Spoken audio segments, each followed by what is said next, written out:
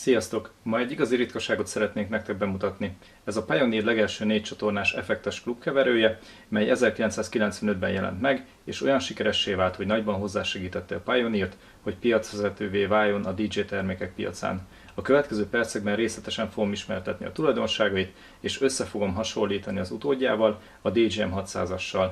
Nézzük először is a felépítésüket. Mint látható, a dizájn nagyban hasonló, bár nálam a 600-as, amely itt található, az ezüst színű, de a legelső 600-asok, amik olyan 98 táján jöttek ki, azok még igazából fekete és kicsit ilyen aranyfeliratos dizájnt kaptak, tehát ez jobban hasonlított, vagy jobban hasonlítottak a 500-ashoz, mint jelen esetben ez a szürke 600-as. De nézzük meg először, hogy néz ki a két terméknek a hátulja. Csatlakozásokat tekintve a két keverő nagyon hasonló, ami eltérés például a tápcsatlakozó, az 500-asnál a táp leválasztható, még a 600-asnál be van építve. Én úgy gondolom, hogy a leválasztható csatlakozónak megvan az előnye, hogy kevésbé sérül a keverő, illetve könnyebben is szállítható. Gondolom a mérnökök is kapcsolhattak egyébként ezzel kapcsolatban, mert a későbbi Pioneer keverő, ami kijött a 800-as, annak szintén leválasztható volt már a tápkábelé.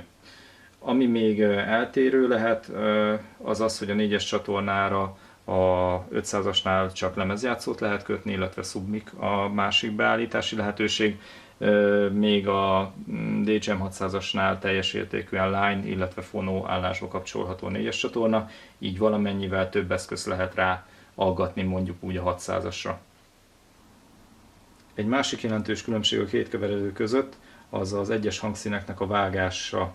Még az 500-as mínusz 20 decibelig vág és plusz 12-ig szabályoz, tehát addig a 600-asnál mínusz 26 decibelig vágják le az egyes hangszíneket a potméterek, és a későbbi Pioneer keverőknél is ez vált standardé, tehát ez a mínusz 26 decibelig vágás, ez lett úgymond rendszeresítve. A mai napig ezt használja egyébként a Pioneer. Számomra is ez a kedvezőbb vágás, jobban lehet a keveréseket szabályozni ezáltal.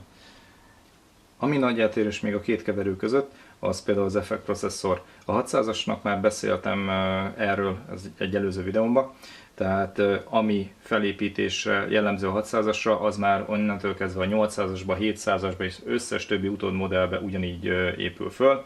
Tehát ez úgy épül föl, hogy az első potméterrel ki tudjuk választani, hogy milyen effektet szeretnénk használni, ezt hozzárendeljük a megfelelő csatornához. Ez egyébként ugyanígy működik az 500-asba is.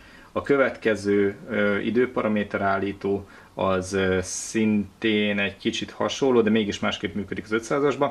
És ami totál hiányzik belőle, az a hangerő állítása. Tehát itt, amikor bekapcsoljuk mondjuk úgy az effektet, tehát ez az on-off-val, akkor van egy fixálása, nem tudsz már innentől kezdve hangerőt állítani az 500-ason. De most fókuszálunk egy kicsit 500-asra, és akkor megnézzük, hogy mégis hogy működnek ezek.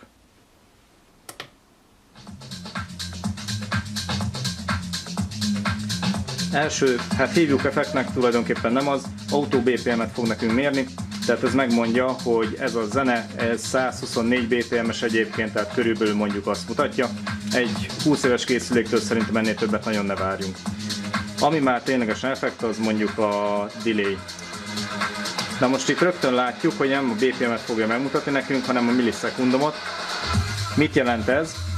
Ez azt mutatja, hogy beméri, hogy a két ütem között mekkora úgymond a távolság. Tehát itt azt mondja, hogy ez egy 485 millisekundum van a két ütem között.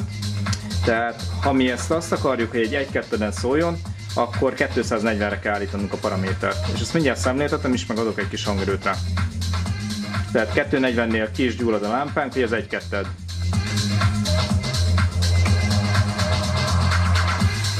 Igen. A következő az echo. Itt ugye ugyanez a felállás. Egy 3/4-est, hogyha adni akarunk neki, akkor ugye itt vagyunk.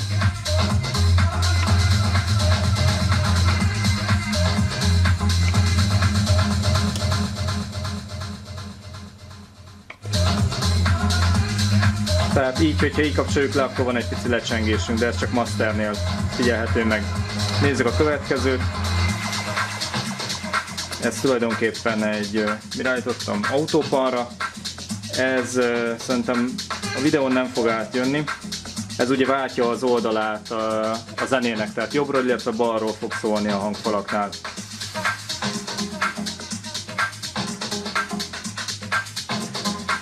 Menjünk is tovább. Következő az a flanger.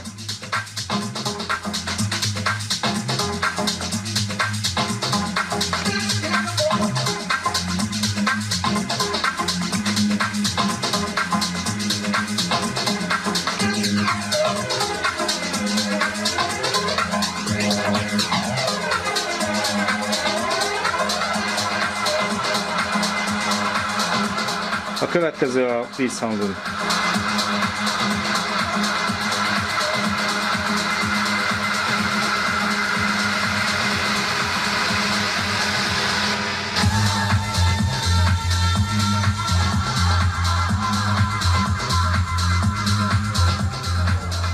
A következő a pitch állító.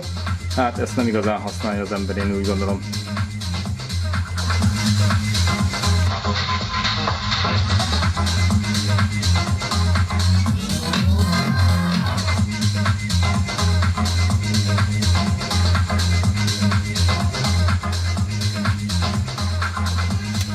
És így végére is értünk, mert az utolsó az a Send Return, tehát hogyha külső effektprocesszort kapcsolnánk a keverőre, akkor lenne ennek jelentősége.